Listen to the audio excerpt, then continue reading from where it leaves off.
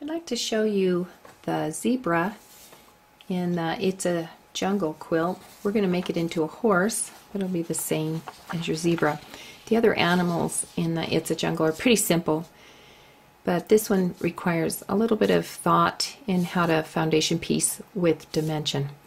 So here I've Xeroxed my block, and I've previously made all of my pieces as is shown in the other videos by Xeroxing them as well. I'm placing them on two pieces of fabric right side together, and this is polyester bonded batt, pretty thin, and I sew on the solid line, cut on the dashed line, take the paper out, turn it, and then you make, you know, all the little pieces that you're going to need for the horse. And then the ears don't have to be layered with batting, but they can be. So the pieces have been previously made. Now I'm going to start foundation piecing this block.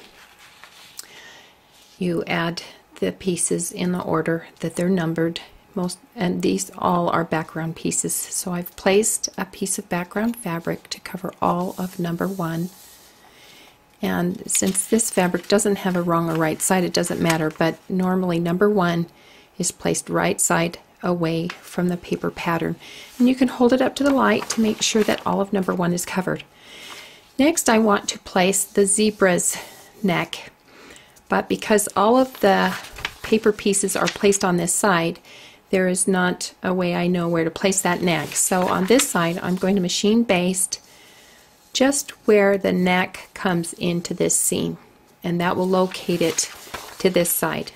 I've done it with the same color threads, but so you might have a hard time seeing it, but it's there. This is the area number 1, and that's where his neck is placed. So I'm going to place the open edge of a long part of the neck so that it's 1/4 of an inch past the basting. And then I also want it below the line of the block so that it's in the seam allowance. I don't want to have raw edges showing. It has to be outside of that bottom line. Then I'm going to pin it so it won't move. Next, I cut a piece of background fabric big enough to cover number 2. And I place it right side down. Again, this fabric doesn't have a wrong or rights, doesn't matter. But this would be right side down, so the bulk of the fabric is opposite area number 2. I can pin that to secure it. I'm going to turn it over, and with the machine I'm going to sew on that line again, and we'll show you what that looks like. Now that is sewn, and I can check that when I open it up it's going to cover all of number 2. This is extra here in the seam, so I can trim that out, leaving about 1/4 of an inch. Just trim the whole thing. Don't need that. Now I'm going to press that so it's a nice flat seam. Now I need to know where to place the head. Again, with this side up, I'm going to machine baste where the head comes into the seam, and that will locate the head on this side, and I'll show you what that looks like.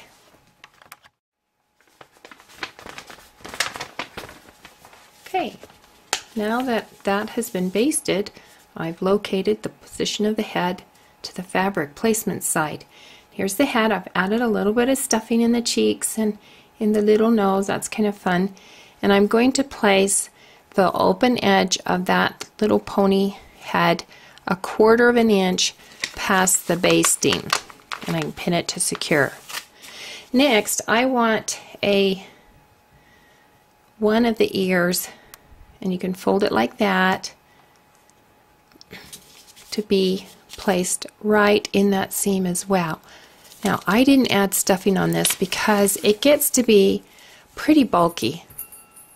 You might add, it wasn't layered, you may add a little stuffing, maybe up a little bit, but you don't want bulk here at the ear. Now I've cut a piece big enough for area number 3, and I'm going to place it so that it is right side down and along that edge, which is also 1/4 of an inch past that basting, so that when I turn it over and sew on this whole line, all of those raw edges will be caught in that seam. And I'll show you what that looks like. Okay, now we've sewn that piece and folded it back, trimmed the extra out of the seam, folded it back, and look, it didn't cover. I left it there to show you, you know, had this been up a little bit so it was within the 1/4 of an inch seam allowance, would have been fine. This is too much. So before I had cut it, I did check that, but I wanted to show you that that's one of the problems with paper piecing. You just want to check it. So before I sewed it, I could have folded that out and seen that that was not going to cover.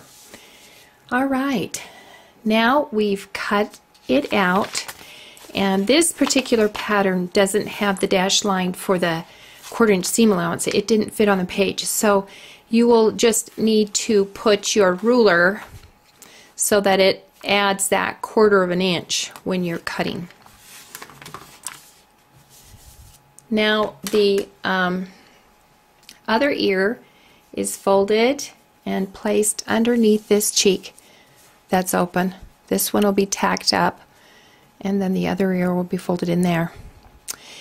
And then this is the mane. It's a zebra mane, but of course if this was a horse I wouldn't give him a zebra mane, but this is to show you, just use the dimensions in the pattern. You sew down the middle, clip it, and then when you wash it, it blooms. It's kind of fun. Then fold it in half, so it's folded right on the stitching that you've done. And you're going to bring it up, so you'd want to do the mane before you do the ear. And you're just going to hand whip stitch pretty secure down under here. So I would just turn it under and whip stitch that onto the horse. And then I would put the ear, tuck the ear under right there, and then this will be tacked back. And then before you put it into the quilt, you're going to place the little knee bones and then the hooves, and then pin them so they won't move. And then when it's put into the seam, the hoof bounces down like that, and the little hoof will go into the offset block. And I might, you know, with matching thread, give him a little definition here on his nose. It's kind of fun. And then add his eye. And, you know, if you're giving this to a child, of course you wouldn't add the buttons. Maybe I would satin stitch that eye. If it's a wall hanging, then put a little button there. It won't, you know, the child's not going to be playing with it. So this is, I hope this helped you to do the zebra or a pony with It's a Jungle pattern. Thanks for watching.